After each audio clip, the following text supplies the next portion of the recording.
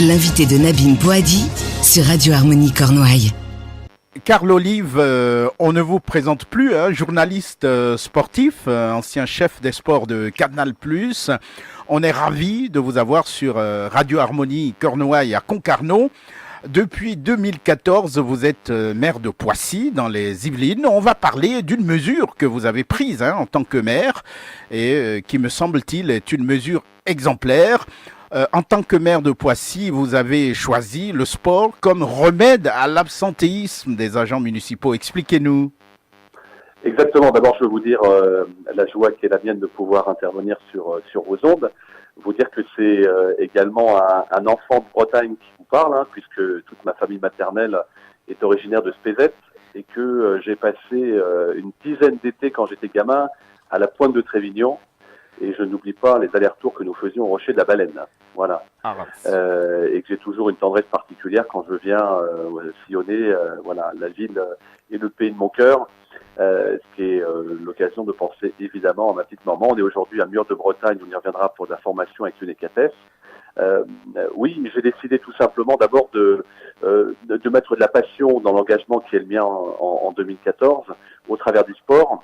Je suis sportif depuis que je suis gamin, depuis l'âge de 7 ans. Je suis issu d'une famille nombreuse, on était 8. Mes frères et sœurs étaient tous passionnés de sport et tous footballeurs et footballeuses, puisque ma sœur est internationale. Et on a toujours fait du sport. Et on connaît les vertus du sport, évidemment. Mens sana in corpore sano, l'esprit sain dans un corps sain.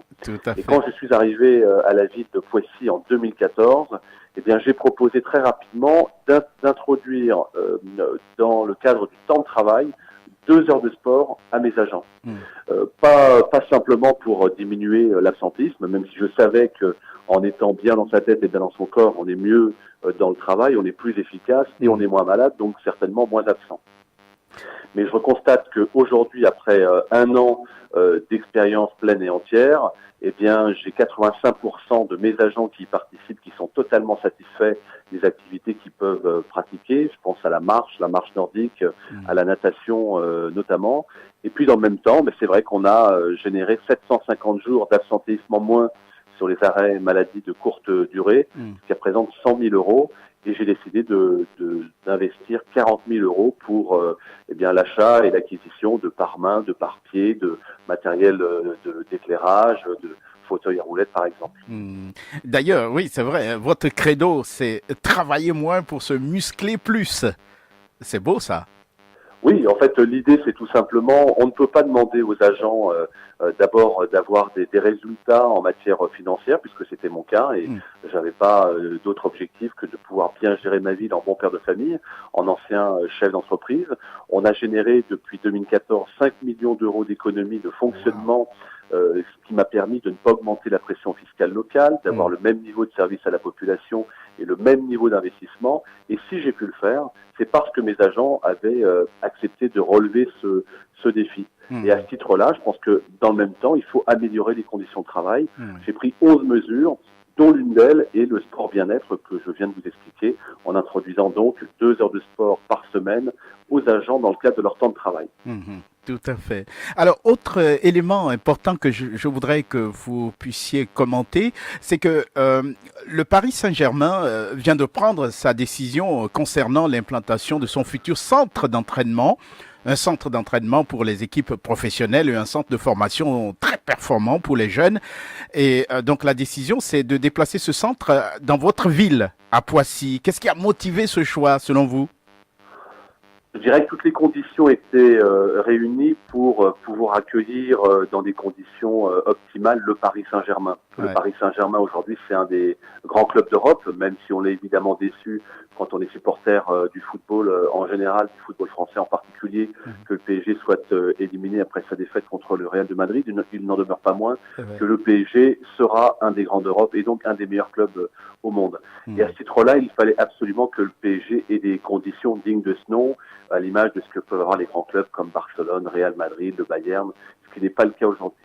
Et c'est vrai que depuis 4 ans et avant même d'être élu maire de Poissy, par la connaissance que j'avais du Paris Saint-Germain avec Michel Denisot, pour qui j'ai travaillé comme directeur des sports à Canal+, mais aussi par mon passé de joueur au PSG et d'arbitre pour le Paris Saint-Germain, je savais que le PSG rechercherait voilà, des installations à nul autre pareil. Et il se trouve qu'à Poissy, nous avons libéré 75 hectares pour le Paris Saint-Germain, avec le concours, parce que ce n'est pas simplement une initiative individuelle, évidemment, c'est le fruit d'un travail collectif avec le concours du Conseil départemental des Yvelines et son président, Pierre Bédier, de la communauté urbaine Grand Paris Seine-et-Oise avec son président Philippe Tautou, de la région Île-de-France avec sa présidente Valérie Pécresse, mais également des agriculteurs.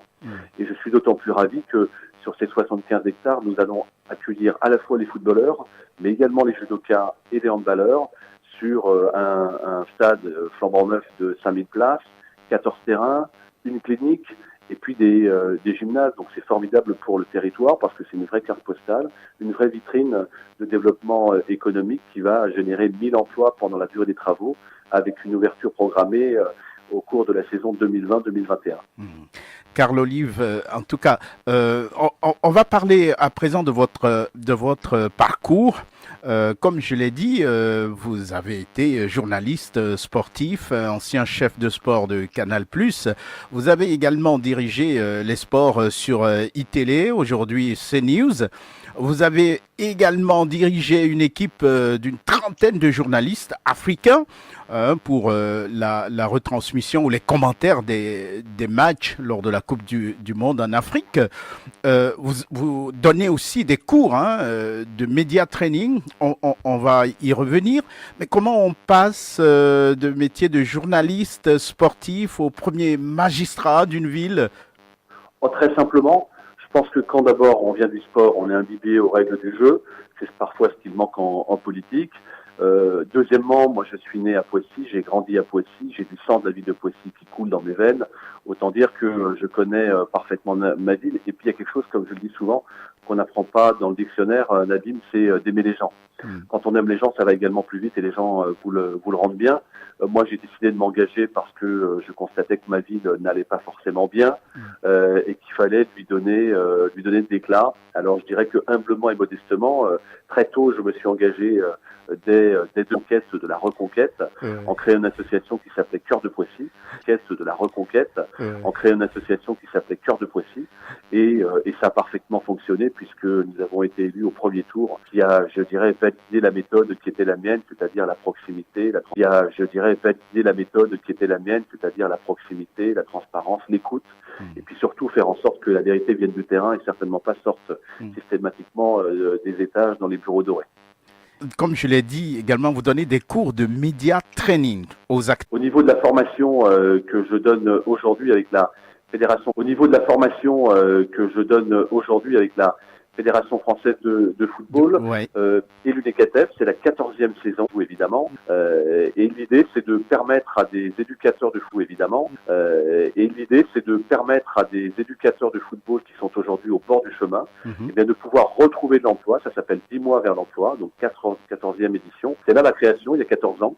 Et l'idée, c'est de leur offrir des modules comme de la prise de parole en public, comme des modules d'entretien d'embauche, d'informatique, d'anglais, d'expatriation, et puis également de travail de la mémoire.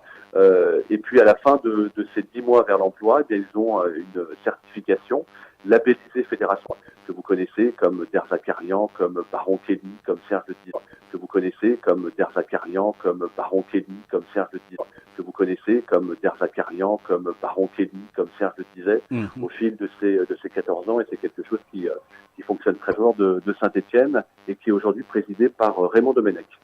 De Saint-Étienne et qui est aujourd'hui présidé par Raymond Domenech. On aurait pu continuer. Vous avez un parcours très très riche que nous aurons l'occasion, n'est-ce pas, d'exploiter une prochaine fois quand vous reviendrez plus précisément à Concarneau, pourquoi pas? Avec grand plaisir, et je suis allé voir le match entre l'équipe de Concarneau et l'équipe de Houille en Coupe de France et j'ai vu la belle victoire des joueurs de l'US Concarneau. J'étais notamment avec Jean-Paul Olivier que vous connaissez bien. Tout à fait. Et puis encore une fois, moi je suis très attaché à ma belle région bretonne que j'ai connue quand j'étais môme. À Stéphane Guivarch qui habite à Tréguin, tout à fait. À Didier Deschamps qui a encore une maison aussi à Concarneau. Par ici, et c'est juste formidable. Donc je suis ravi d'être là en terre bretonne pendant quelques jours et je suis ravi évidemment de pouvoir faire un clin d'œil à ma famille qui doit m'écouter du côté de Spéret. D'accord, en tout cas, message bien reçu. Carlo Olive, merci beaucoup d'avoir répondu à nos questions. Je rappelle que vous êtes donc en Centre-Bretagne avec la Footbraze Academy pour ce séminaire 10 mois vers l'emploi et vous avez eu la gentillesse, n'est-ce pas, de répondre à nos questions. Merci beaucoup. Un grand merci, puis un grand merci également à Yannick Salomon qui est un type extraordinaire qui gère son académie de main de maître. Il a été un des stagiaires de 10 mois vers l'emploi et aujourd'hui il est devenu acteur de sa propre vie et ça c'est formidable. Kenavo Aréchal. Kenavo, merci. L'invité de Nabine Boadi sur Radio Harmonie Cornouailles.